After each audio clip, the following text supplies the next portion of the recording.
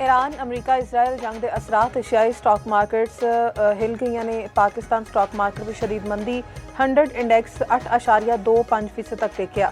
एक घंटा मुअत्तल रहने तो बाद ट्रेडिंग के आगाज से होर खसारा 11,299 पॉइंट्स की कमी रिकॉर्ड की गई। भारत, चीन, जापान, कोरिया, हांगकांग दी स्टॉक मार्केट्स में शदीद मंदी। दूजे पासे स्टेट बैंक की मॉनिटरी पॉलिसी कमेटी का इजलास 1.5 महीने लिए शरह सूद तयन लिए मुशावरत।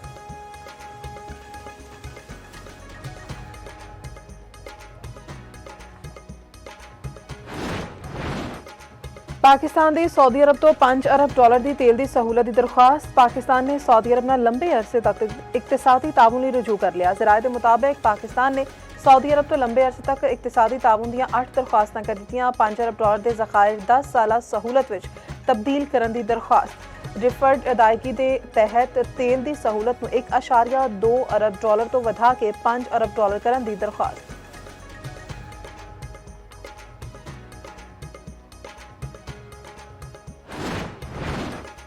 मशरक़े वुस्ता दी जंग ते तेल दीयां कीमतां दे असरात नाल किवें निपटिया जा सकता है। किफायत चारी ते बचत के हवाले नाल हतमी लाहे अमल का बाज़ाब्ता ऐलान अज होएगा। वज़ीर आज़म ने इलाकाई ते आलमी सूरत हाल के तनाज़ुर में अहम इजलास अज तलब कर लिया।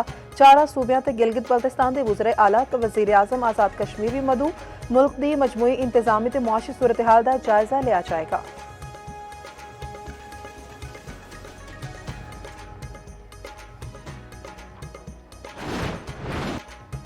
आयतुल्ला खामनाई दे पुत्र मुश्तबा खामनाई नवे ईरानी सुप्रीम लीडर मुंतखब। आयतुल्ला खामनाई दे पुत्र मुश्तबा खामनाई दा इंतखाब मजलिस खबरगान रहबरी ने किया। मजलिस खबरगान दी ईरानी आवाम तो नवे सुप्रीम लीडर नाल वफादारी दे अहदी अपील। ईरानी मुसल्लह फौज दा नवे सुप्रीम लीडर नाल वफादारी दा वादा। पासदाराने इनकलाब दा आखना है कि मुश्तबा खामनाई दी पैरवी लई तैयार आ। नवे सुप्रीम लीडर दे इंतखाब तो बाद ईरान दे मुख्तलिफ शहरां विच जश्न।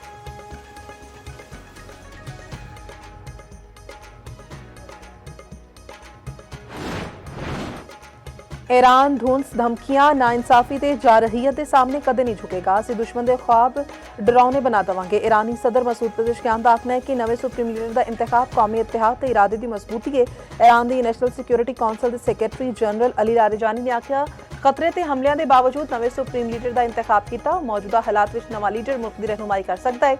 वज़ीर खारजा अब्बास अरागची ने आख्या रहबर का इंतखाब करना ईरानी अवाम का इख्तियार है।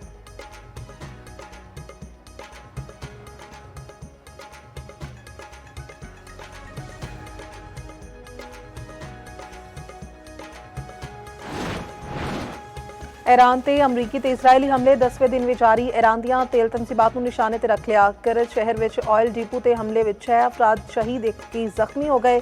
तेहरान विच इसराइली हमलियां तो बाद तेल डिपो तो बहन वाला तेल शहर के सीवरेज निज़ाम विच दाखिल हो गया। सड़कों के किनारे ते अग भड़क उठी। इस्फहान विच ईरान के जोहरी शुआरेज़ी मरकज़ नूं नुकसान। जोहरी सिक्योरिटी एहलकार का कहना है कि तनसीब तो ताबकारी ते आलूदगी की कोई इत्तला नहीं मिली। इसराइली ज़मीनी फौज मशरक़े लुबनान विच दाखिल हो गई। लबनानी अफवाज नाल झड़पां शुरू। हिज़बुल्लाह दा एक इजरायली हैलीकॉप्टर मार गिराण दा दावा।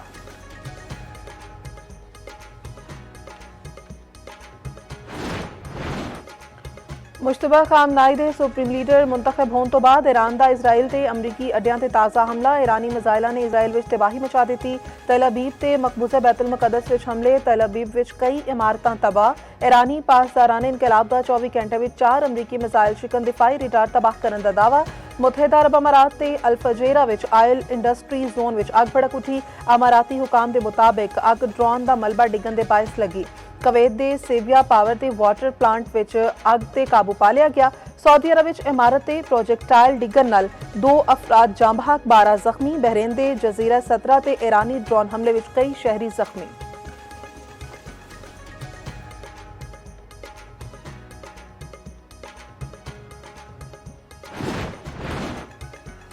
मशरक़े वुस्ता विच फ्लाइट शेड्यूल विच कुछ बेहतरी। पाकिस्तान तो 70 परवाज़ा मनसूख ते 63 ऑपरेशनल। 10 दिन के दौरान मशरक़े वुस्ता लई मनसूख परवाज़ों की तादाद 1122 हो गई। कराची तो 13, लाहौर तो 12, इस्लामाबाद तो 16 परवाज़ों की रवानगी मुतवक्के।